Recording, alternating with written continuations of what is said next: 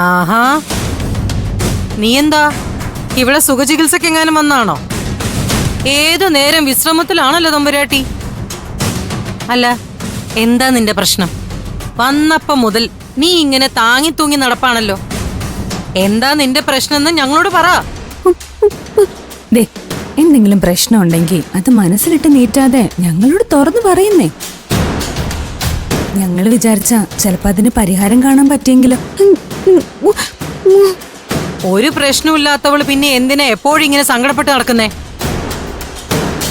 വിദ്യാമ്മയുടെ അടുത്തുനിന്ന് എന്തെങ്കിലും കുഴപ്പമുണ്ടായോ?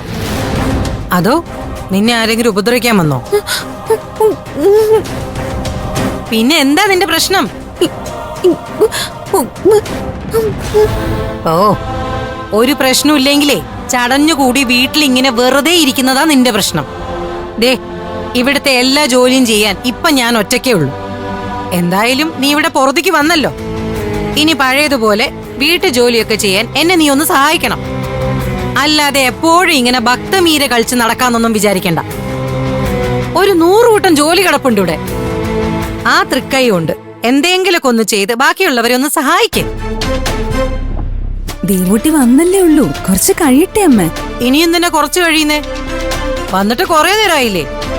ചുമ്മാ ഉണ്ടു ഉറങ്ങി സമയം കളഞ്ഞാലും മനസ്സിന് സ്വൈര്യം കിട്ടൂല. അതിന്റെ പ്രശ്നം ഇവക്ക്.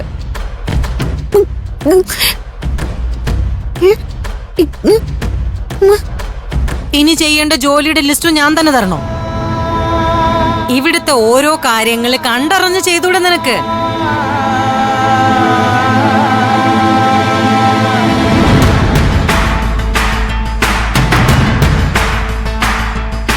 അമ്മേ, ഞാൻ പറഞ്ഞല്ലോ, ഏത് നേരം ഇങ്ങനെ ദേഷ്യപ്പെട്ടാലേ ചിലപ്പോ അവള് പിന്നെ ഇവിടുന്ന് പോയിന്ന് വരും. അത് മറക്കണ്ട. ദേവൂട്ടിക്ക് കാര്യമായി എന്തോ പ്രശ്നമുണ്ട്, അത് ഉറപ്പാ. എങ്കിൽ അത് അവക്ക് നമ്മളോട് തുറന്നു പറഞ്ഞൂടെ? അതെങ്ങനാ?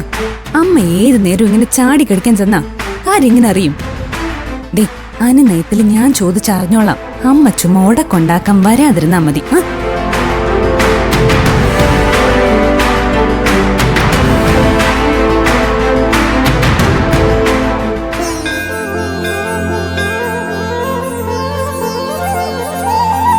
ഏതായാലും ഒരു കാര്യം ഉറപ്പാ, ആ അമ്മയും മോനും ഈ മണ്ണിൽ നിന്ന് തിരിച്ചു പോകാതെ ദേവൂട്ടി ഇനി പൂക്കടയിലേക്ക് വരില്ല. ഇവിടേക്കെന്നല്ല, വീട് വിട്ട് ആ കുട്ടി എങ്ങോട്ടേക്കും പോവില്ല. അങ്ങനെയാ സംസാരത്തിൽ എനിക്ക് മനസ്സിലായത്. എന്റെ ദേവി, എന്നും നിനക്ക് മാല ചാർത്തി പ്രാർത്ഥിക്കുന്ന എന്റെ ദേവൂട്ടിക്ക് ഇങ്ങനൊരവസ്ഥ വന്നല്ലോ. പാവം എന്റെ കുട്ടി എന്തുമാത്രം ഉള്ളിൽ കരയുന്നുണ്ടാവും. അവൾക്ക് നല്ല സങ്കടമായിട്ടുണ്ട്. അതുപോലെ തന്നെയാ ആ ചെറുപ്പക്കാരന്റെ കാര്യവും. അയാളോട് ഞാനിതൊന്നും പറയണ്ടെന്ന് കരുതിയതാ.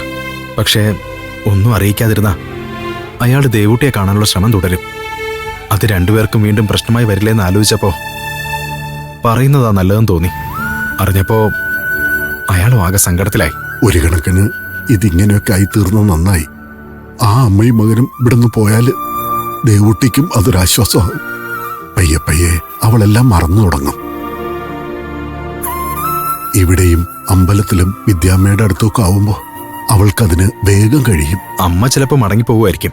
പക്ഷേ മകന്റെ കാര്യം സംശയമാ. അയാൾക്ക് അത്ര പെട്ടെന്നൊന്നും ദേവൂട്ടിയെ മറക്കാൻ പറ്റില്ലെന്നാ എന്റെ ഒരു തോന്നൽ. ആ ചെറുപ്പക്കാരൻ ആളൊരു നല്ല മനസ്സുള്ളൊരു വ്യക്തിയായിട്ടാ എനിക്ക് മനസ്സിലായത്. സന്ദീപങ്ങളല്ലേ അച്ഛാ? അങ്കിള് പാവാ. പാവങ്ങളാണ് മോളെ ഏറ്റവും കൂടുതൽ പരീക്ഷിക്കപ്പെടുന്നത്. അതുകൊണ്ടാ നമുക്കിങ്ങനെയൊക്കെ സങ്കടപ്പെടേണ്ടി വരുന്നത്. എല്ലാം ശരിയാവും. അമ്മയുടെ മുമ്പിൽ വീണപേക്ഷിക്കുന്നവരല്ലേ നമ്മള്. അമ്മ കൈവിടില്ല.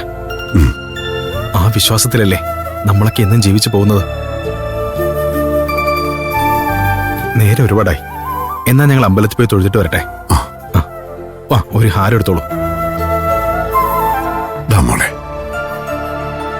ദാ. വെച്ചോളൂ തിരുമേനി, പോയിട്ട് വന്നിട്ട് വാങ്ങാം. അത് വേണ്ട, ഇരിക്കട്ടെ. ശരി, വാ മോളെ.